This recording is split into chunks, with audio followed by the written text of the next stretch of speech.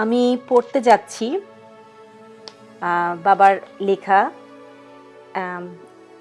বইটি দেখা যাচ্ছে। বইটি হচ্ছে আব্দুল গাফফার চৌধুরীকে নেয়া লেখা ২১-এর গান ও আড্ডা। মূলত যেই চ্যাপ্টারটা আমি পড়ছি সেটা কিভাবে আমরা তার কালজয়ী লেখা ২১শে ফেব্রুয়ারি কবিতাটি পাই, তার পটভূমিটা পড়ছি। উনার ভাষা গাফফার চাচাই লিখছেন বা বলছেন। ১৯৫২ সালে আমি ঢাকা কলেজের ছাত্র। ১৯৪৮ সালে স্কুলের ছাত্র থাকাকালে গ্রেফতার হয়েছিলাম সেই বরিশালে। ১১ই মার্চ ১৯৪৮ আমাকে গ্রেফতার করা হয়েছিল ভাষা আন্দোলন করার জন্যে, স্কুলের ধর্মঘট পালনের কারণে। এমনিভাবে বাংলা ভাষা আন্দোলনের সঙ্গে প্রথম থেকেই সম্পৃক্ত ছিলাম। ১৯৫২ সালে আমি ঢাকা কলেজের বিদায়ী ছাত্র। সামনে আমার ইন্টারমিডিয়েট পরীক্ষা। এবং তারপরে উনি আরেকটু লিখলেন তার অভিজ্ঞতাটা।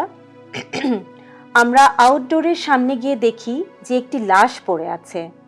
সাদা প্যান্ট পরা, সাদা শার্ট গায়ে, পায়ে জুতাও আছে। গুলিতে তার মাথার খুলি উড়ে গেছে। রক্তাক্ত অবস্থায় লাশটি পড়ে আছে। সেই লাশ দেখার জন্য শত শত লোক ভিড় করেছে।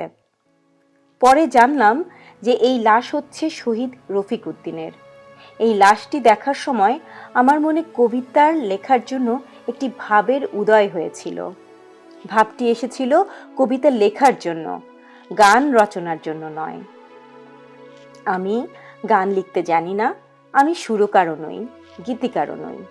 একটি কবিতা লেখার জন্য আমার মনে যে লাইনটি এসেছিল তা হলো, আমার ভাইয়ের রক্তে রাঙানো ২১শে ফেব্রুয়ারি আমি কি ভুলিতে পারি। মেডিকেল কলেজের আউটডোর থেকে যখন বেরিয়ে আসি তখন প্রয়াত বিচারপতি মোহাম্মদ হোসেনের ভাই আহমেদ হোসেন আমাকে বলেন, তুমি বোধহয় জানো না একটা খবর, ঢাকা কলেজের ছাত্রাবাসের উপর নোটিশ জারি হয়েছে, ৩ ঘন্টার ভিতরে তোমাদের ছাত্রাবাস ছেড়ে দিতে হবে। ইউনিভার্সিটিতেও সেই আদেশ হয়েছে। মোহাম্মদ হোসেনের একটি সাইকেল ছিল। সেই সাইকেলটি চালিয়ে আমি আরমানিটোলা যাই। যে বাসায় যাই সে বাসার নাম বান্ধব কুটির। বান্ধব কুটির যেয়ে শুনি ছাত্রাবাস ছেড়ে দিতে হবে। সেখান থেকে কিছু কাপড় চোপড় নিয়ে গেলাম বংশালে দাউদ খান মজলিসের বাসায়। ৩ তলা বাসার চিলেকোঠায় আমার থাকার ব্যবস্থা করা হলো। চিলেকোঠায় বসে কবিতার আরও কিছুটা অংশ আমি লিখি। হয়তো আমার উপর বেয়োনেট চার্জ করত। আমাকে ওরা ব্র্যাকেটে পুলিশ টেনে কার্জন হলের ভিতরে নিয়ে যায়। আমি ফিট হয়ে গিয়েছিলাম। যখন আমার জ্ঞান ফিরে এলো তখন দেখলাম ডক্টর শহীদুল্লাহ আমার পায়ের কাছে বসে আছেন। তিনি নিজ হাতে আমার পায়ে বরফ ঘষে দিচ্ছেন। আমি খুব লজ্জা পেয়ে গেলাম। আমার মনের অবস্থা বুঝতে পেরে তিনি আমাকে বললেন, বাপ তুমি শুয়ে থাকো। আমার পা খুব বেশি ফুলে গিয়েছিল। আমি ৬ মাস ভুগেছি। মেডিকেল কলেজ হাসপাতালে ভর্তি হতে হয়েছিল। সেখানে ১ মাস ছিলাম। হাসপাতাল থেকে রিলিজ পাওয়ার পর শহীদুল্লাহ সাহেব আমাকে তার বেগম বাজারের বাড়িতে নিয়ে যান। সেখান থেকে আমি শফিক রহমানের বাসায় গিয়ে উঠি। এ বাসায় একদিন আহমেদ হোসেন আমাকে বলেন, তুমি নাকি একটা কবিতা লেখা শুরু করেছিলে দাউদের বাসায় বসে, লেখাটা শেষ করেছ কি?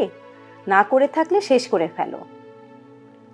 আমরা গ্যান্ডেরিয়ায় একটা গোপন সভা করব। সে সভায় ভাষা আন্দোলনের পক্ষে একটা ইশতেহার তৈরি করা হবে। তারপর এটাকে প্রকাশ ও প্রচার করা হবে। সে ইশতেহারে তোমার কবিতাটি ছাপানো হবে বলে আমরা ঠিক করেছি। আব্দুল্লাহ আল মুতি বলেছেন, গাফফার যেন কবিতাটি সম্পূর্ণ লিখে ফেলে। এ কথা শোনার পর আমি কবিতাটি লেখা শেষ করি। লেখাটি শেষ করি কবিতা হিসাবে, গান হিসাবে নয়। আহমেদ হোসেন যদি সেদিন জোর না করতেন তাহলে এটি লেখা হতো কিনা সন্দেহ আছে।